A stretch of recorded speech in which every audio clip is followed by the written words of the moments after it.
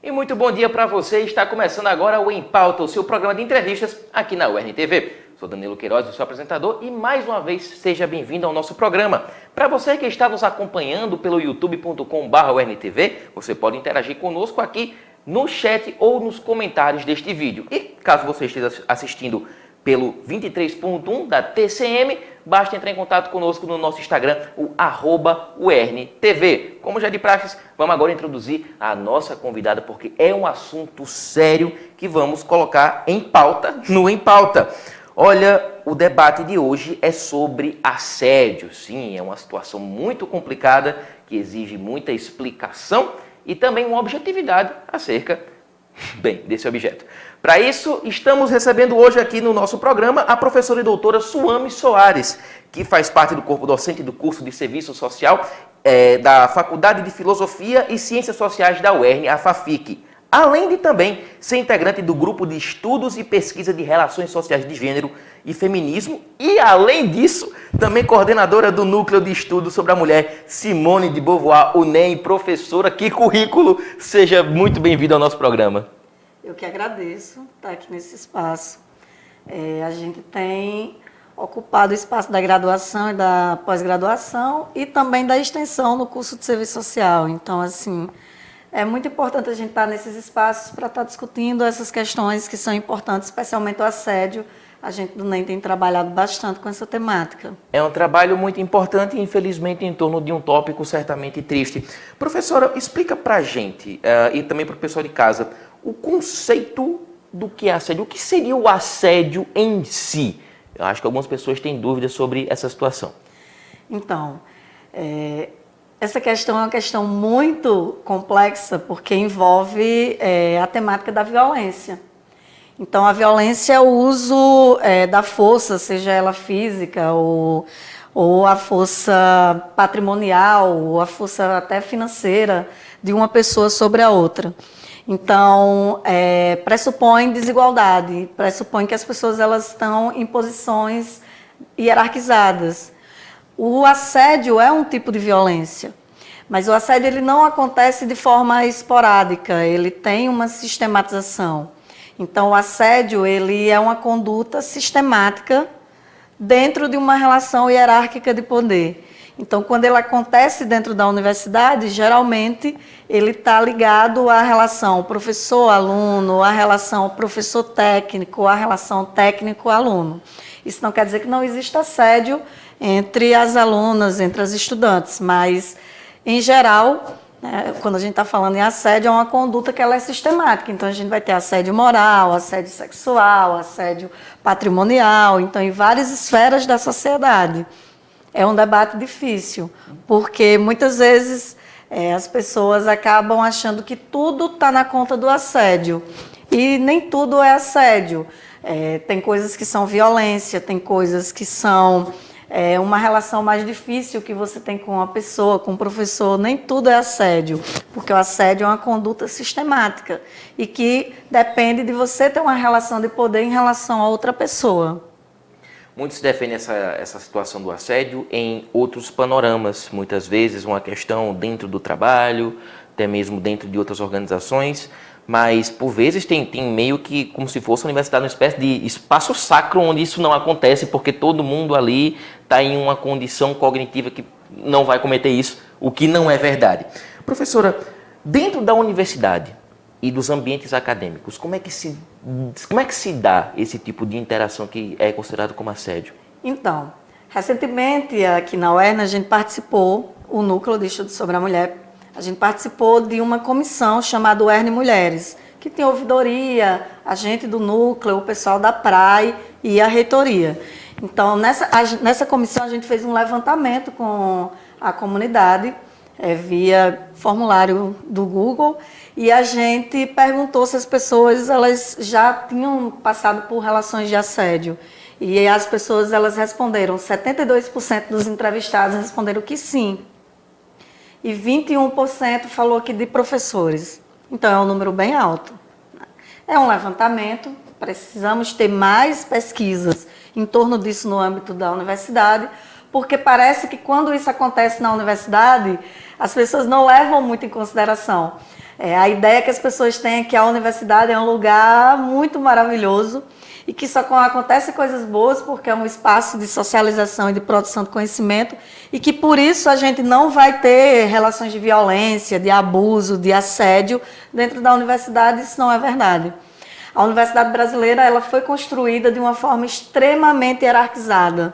Então, no início, só quem podia participar da universidade eram as pessoas que tinham condição financeira para isso, os filhos da classe burguesa brasileira. Posteriormente, essa universidade vai ter a entrada das mulheres e, muito posteriormente, a entrada da classe trabalhadora e dos negros e negras, muito por via das cotas. Então, a democratização da universidade brasileira, se é que assim a gente pode chamar, ela vai acontecer nos anos 2000. Então, tem todo um ranço escravocrata, patriarcal e elitista na universidade brasileira, que faz com que, muitas vezes, essas relações elas se corporifiquem, se transmutem nas relações cotidianas das pessoas. Então, é preciso a gente pensar que a gente abriu as portas da universidade para segmentos muito distintos, mulheres, negros, a classe trabalhadora, segmentos LGBT, mas a gente não fez um debate sobre transformar esse espaço num espaço menos elitista. Então, eu acho que é aí que está a grande questão. Então, às vezes a pessoa diz, foi assediado na universidade? Como assim? Porque ali é um lugar de construção de saber. Não. Todos os lugares da sociedade são lugares de relação de força, de poder e de disputa. E a universidade também é. E é por isso que a gente precisa tematizar isso. Essa conversa que a gente está tendo aqui, há uns 10 anos ela não aconteceria, porque esse debate estava debaixo do tapete da universidade. E o que é que a Comissão UERN Mulheres fez? Tirou o tapete. Então, a gente está vendo agora, né, toda a sujeira que estava embaixo desse tapete. E é muita sujeira. E a gente agora tem que intervir nisso, porque não basta só a gente saber que existe assédio, a gente precisa também intervir nisso, construir protocolos, normativas, procedimentos técnicos que façam com que a gente intervenha, combata e também eduque as pessoas, né? Porque a gente não está pensando só que a gente precisa punir os agressores. A gente precisa construir uma universidade em que as pessoas se eduquem coletivamente para que isso não ocorra. Ou seja, para que a gente tenha relações menos tóxicas. Isso vai ser bom para todo mundo, né? Vai ser bom, inclusive, para a sociedade. Professora, por vezes não há grandes definições desse tipo de situação. E também a senhora falou mais cedo na nossa entrevista que algumas práticas não são consideradas assédio. Dentro do nível de assédio moral, que é um dos mais frequentes e comuns até mesmo dentro da universidade, quais seriam as práticas que poderiam ser enquadradas dentro desse padrão? Hoje eu estava conversando com os meus alunos na sala de aula e eu dizia, olha gente, vocês têm que ler o texto e vocês têm que chegar na hora certa em sala de aula. E alguém diz, professora, isso é muito assédio. Não, isso não é. Então, a gente tem que ter muito claro, para não banalizar o termo também, não banalizar uma coisa que é séria. Então, existem competências, atribuições que são específicas de aluno, específicas de professor, específicas de servidor. Então, são condutas que a gente deve fazer, ler seu texto, fazer prova, trabalho, entregar TCC. Tudo isso é conduta que você tem que fazer enquanto aluno e que o professor tem que fazer enquanto professor. Acontece que quando o professor, ou o técnico, ou até mesmo o aluno, usa a sua condição de destaque para impor sistematicamente alguma coisa a algum desses segmentos que eu falei, isso sim é considerado assédio. Então, a gente está, nos últimos tempos, vendo isso muito na questão da elaboração científica, TCCs, teses, dissertação. Então, muita gente fala que as relações com seus orientadores são relações abusivas. Tóxicas. Teve, inclusive, aquele exemplo do menino lá da Bahia, né, que se jogou no meio da apresentação do TCC de um prédio. Então, quando você sistematicamente pressiona o seu aluno, usa da sua condição de poder para obrigar o aluno a fazer coisas que não quer, para obrigar o aluno a estudar determinados autores que ele não tem familiaridade, ou para insistentemente pressionar com prazos. A gente sabe que tem prazos, mas a forma como você faz essa relação com o aluno, né, essa conversa, ela pode ser uma forma construtiva ou uma forma abusiva, né? Então, é uma conduta sistemática. E dentro do abuso, geralmente tem relações de gênero e de raça, né? Então, assim, os homens sobre as mulheres e os brancos sobre os negros. E isso, às vezes, também está articulado com a questão do abuso no sentido sexual. Então, de professores que paqueram as alunas, de professores que pegam o WhatsApp de aluno para paquerar, para sugerir algo. São várias práticas que coletivamente e sistematicamente expressam o abuso. E tudo isso acaba sendo uma situação muito delicada da própria universidade, porque, por vezes, até mesmo para poder exemplificar um pouco, algum aluno tem um episódio com um professor e de repente ele vai reclamar com o departamento e o chefe do departamento é aquele professor. Aqui um exemplo hipotético que infelizmente acaba acontecendo muito dentro da academia. Professora, mas falou-se um pouco sobre a questão envolvendo a UERN e também o papel das universidades. Eu fiquei sabendo em alguns debates por cima que está surgindo um novo termo chamado de assédio institucional. O que seria o assédio institucional numa generalidade? Então, o assédio institucional é quando a instituição ela se impõe sobre as pessoas, né? Então, não é o professor individualmente, é a instituição que está se colocando contra você. E isso acontece também muito, né, dentro da universidade. Todas essas nomenclaturas nos ajudam a tipificar as coisas. Mas o que a gente tem que entender é que a relação principal é a relação de violação, de direito, de imposição da força de um sobre o outro. É isso que é central para a gente, independente das nomenclaturas que elas vão mudar com o tempo. Mas o que é importante para a gente é saber que a gente tem que construir uma postura dentro da universidade que seja menos tóxica e que seja mais tranquila para a produção de saber e para a efetivação da função social da universidade. Uma explicação muito bem dada aqui pela professora. Olha, o assunto vai continuar aqui no Em Pauta, então não saia daí. Daqui a pouco a gente volta com o nosso programa.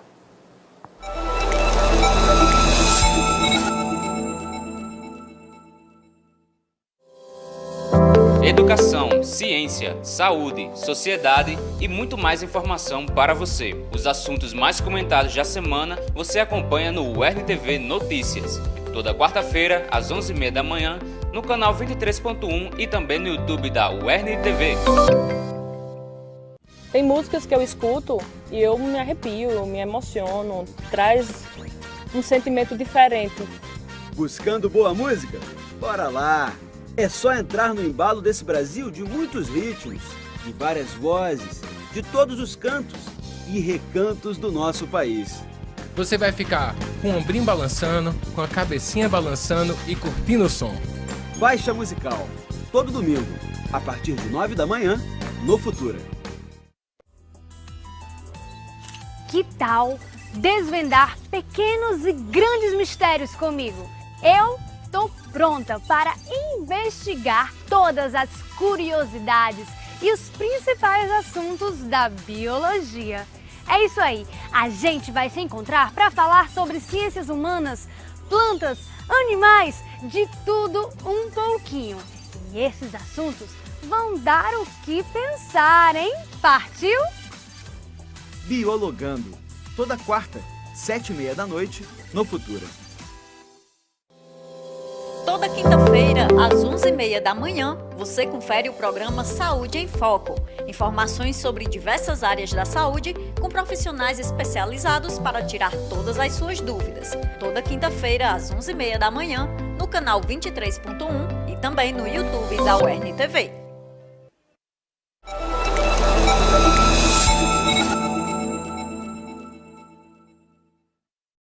E nós estamos de volta com Em Pauta, o seu programa de entrevistas aqui na UERN-TV. Hoje nós estamos recebendo a professora e doutora Suame Soares, conversando conosco acerca do assunto de assédio. Devo ressaltar aqui para você que está nos assistindo no youtube.com/UERN-TV, basta interagir conosco nos comentários desse vídeo ou no chat aqui do lado. E para você que está nos assistindo pelo 23.1 da TCM, basta interagir conosco no @UERN-TV lá no Instagram. Tudo bem? Então, infelizmente vamos voltar a falar de assédio, é o tema do programa. Mas enfim, olha gente, de acordo com o levantamento feito pelo The Intercept Brasil, em 2019, cerca de 550 mulheres foram vítimas de violência sexual dentro das universidades no Brasil desde 2008. A gente já falou um pouco aqui sobre a questão da relação de poder e tudo mais. Mesmo assim, é um número bem assustador. Professor, em sua opinião, a que se deve esse número? Então, o assédio é uma questão constante, né, dentro da universidade. A gente já falou um pouco de como esse assédio ele impacta na vida dos estudantes, porque trava a produção de conhecimento, trava a função social da universidade, enfim, faz com que as pessoas desistam de disciplinas. No levantamento, tinha relatos de pessoas que esperavam que o professor saísse da disciplina para poder ir pagar a disciplina, mas também tivemos relatos de técnicas administrativas que pediram para sair, né, do seu espaço de trabalho, porque não conseguiam conviver com assédio. Então, o assédio tem repercussões na vida das pessoas. Agora, o assédio sexual no interior da universidade, ele é muito mais complexo, porque ele mexe com a violência sexual, ele mexe com o patriarcado, que é a ideia dos homens acharem que tem poder sobre o corpo das mulheres. E essa ideia dos homens terem poder sobre o corpo das mulheres faz com que eles achem que eles podem se relacionar com essas mulheres. Então, a maioria das pessoas que assediam sexualmente as mulheres na universidade acham que isso não é assédio. Inclusive, dentro dos levantamentos que se tem, às vezes as pessoas dizem isso não é assédio, isso é paquera. Então, isso não todo mundo da universidade é adulto, então isso é uma paquera. E, na verdade, não é paquera. Paquera é quando existe um consenso entre as duas pessoas sobre o que está acontecendo. Quando você usa a sua posição, seja de professor, seja de técnico, para deliberadamente cantar alguém, isso não é uma paquera, isso é um assédio, isso acontece muito. E inclusive em sala de aula. Geralmente o assediador, ele se esconde para fazer isso. Mas no ambiente da universidade isso acontece às vezes até em sala de aula. A gente tem muitas referências sobre isso na UERN. Eu fui estudante da UERN. Eu tive um professor que na minha época, isso há 10 anos, eu me formei em 2006. Ele era conhecido na minha turma, ele ficava com piadinhas machistas, com piadinhas como se estivesse paquerando com a gente, ele fazia em tom de brincadeira. E até hoje ele faz isso.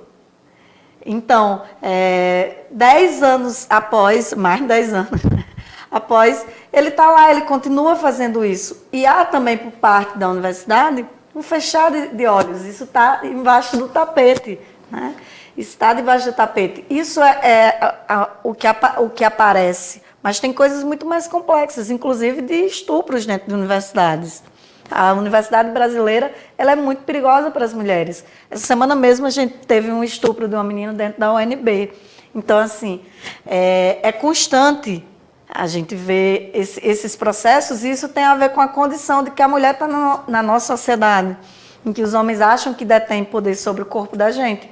Agora, a boa notícia nós agora temos uma resolução da universidade que conversa sobre isso, que diz, que disciplina. Olha, não pode acontecer isso na universidade, e a gente agora tem procedimentos. Isso é uma boa notícia, porque pelo menos coloca isso no campo do debate. Inclusive, essa resolução e outros tópicos acerca dessa situação do assédio serão debatidos, né, durante a 5ª edição da campanha de prevenção ao assédio moral e sexual da UERN. Evento esse que, inclusive, a professora será palestrante. Explica para a gente um pouco como vai ser esse momento, porque sua palestra envolve a explicação e a clarificação acerca de alguns termos, dois que estão sendo muito inseridos recentemente na cultura, que algumas pessoas ainda têm dúvidas, muitos homens principalmente, porque nem sequer percebem que estão fazendo isso, mas que é o maninterrupting e o mansplaining. Conta pra gente como é que vai ser essa oficina e explica também pro pessoal uma democratização aqui dos termos, o que seria essas duas situações.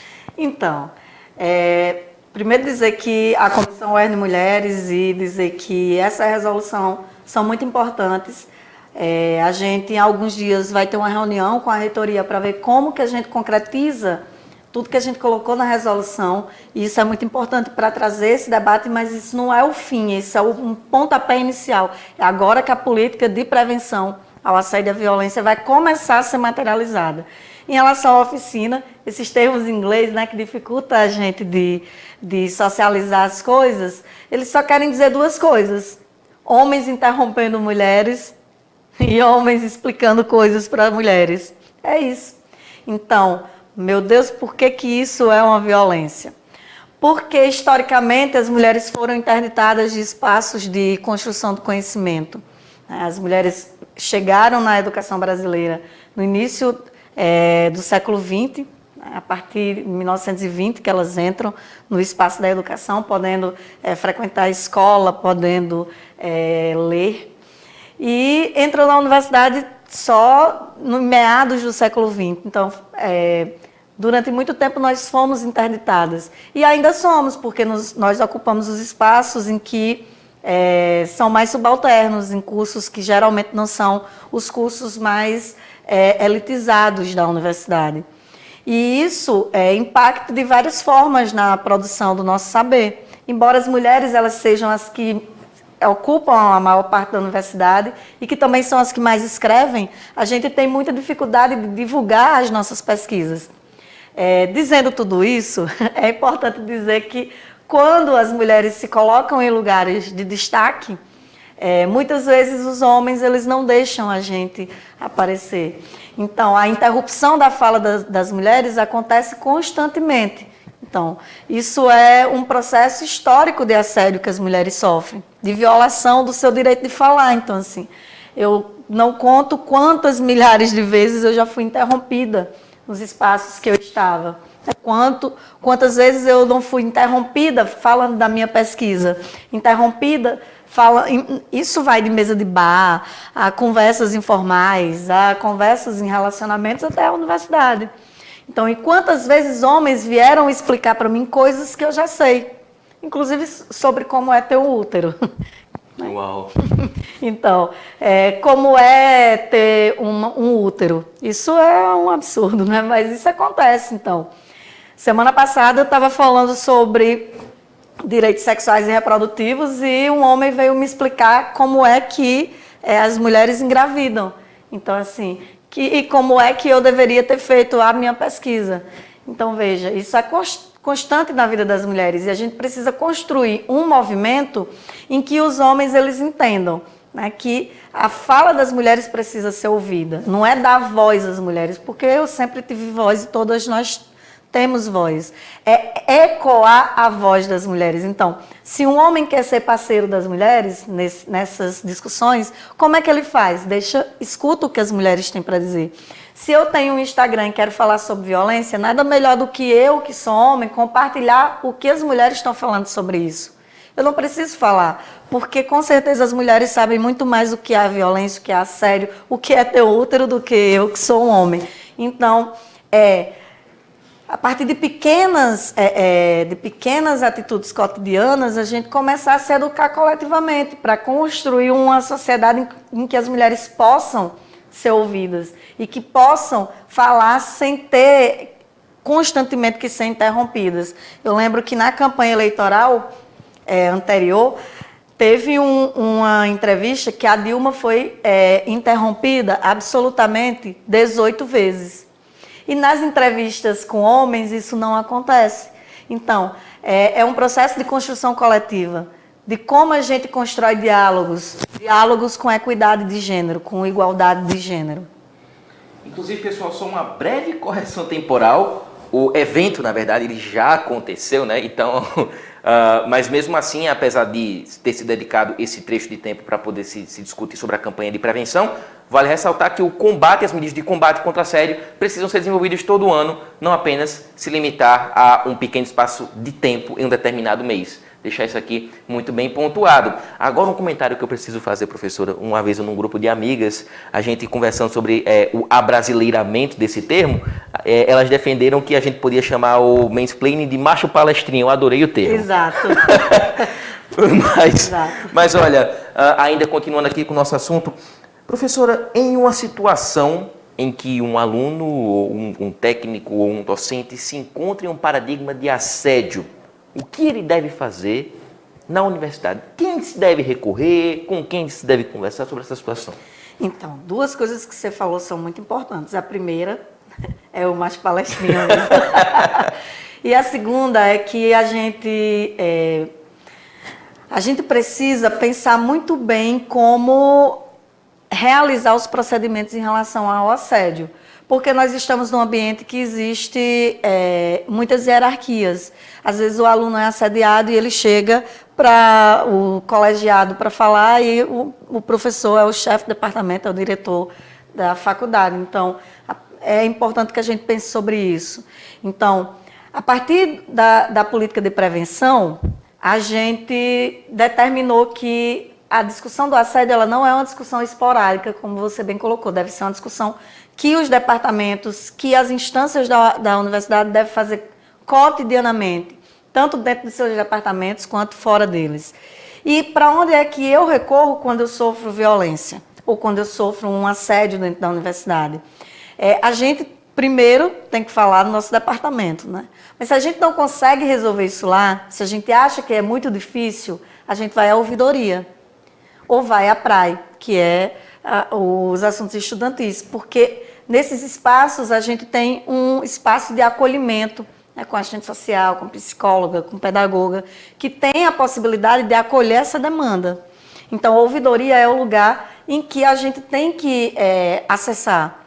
E a gente agora tem uma ouvidora mulher. Isso é uma coisa muito importante, porque faz com que as pessoas se sintam mais acolhidas, que as mulheres se sintam confortáveis de chegar para outra mulher e falar, porque às vezes você chegar para um homem para falar sobre isso, às vezes é constrangedor. Então, nós temos uma ouvidora mulher. A ouvidoria, ela já está lá no Campo Central, então a gente já pode fazer esse movimento.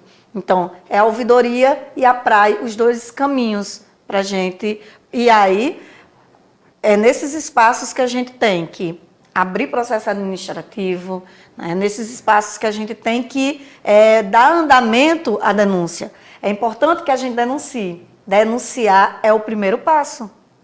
Identificar que está sendo assediada é importante. Então, eu identifico que estou sendo assediada, depois eu faço a denúncia e aí a universidade tem que fazer a sua parte, que é apurar o caso, e aí a gente tem o Código de Ética do Servidor, que vai dizer quais são as medidas que devem ser tomadas, né, desde suspensão até exoneração.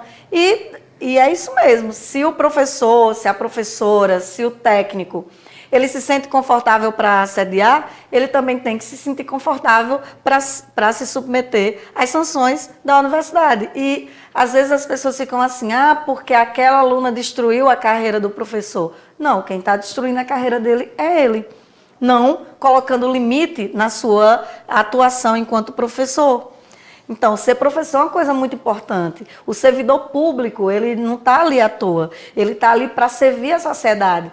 São os trabalhadores e trabalhadoras que pagam o nosso salário. E é por isso que a gente, enquanto servidor, a gente tem uma função para devolver para a sociedade. E é por isso que o servidor não pode ser um assediador. Né? Se ele for um assediador, ele tem que sair da universidade. Ele não cabe aqui.